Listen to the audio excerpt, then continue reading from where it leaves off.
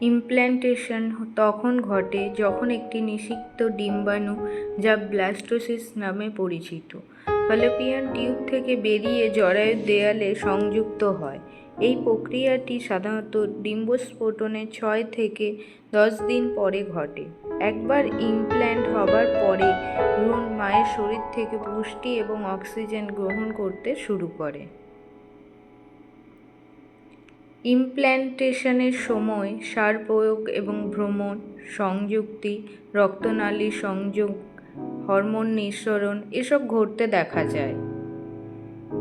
ইমপ্ল্যান্টেশনের সাধারণ লক্ষণগুলি হল ইমপ্ল্যান্টেশন রক্তপাত, হালকা খিঁচুনি, স্তনে কোমলতা, মেজাজ পরিবর্তন, ক্লান্তি, তলপেটে ব্যথা, বমি বমি ভাব এসব দেখা যায়। এসব সমস্যার সমাধানের জন্য আপনারা আসুন আমাদের দ্য হোম ফার্টিলিটি ট্রিটমেন্টে। এখানে ন্যাচারাল ট্রিটমেন্টের মাধ্যমে 3 থেকে 6 মাসের মধ্যে আপনার সমস্যার সমাধান পাবেন।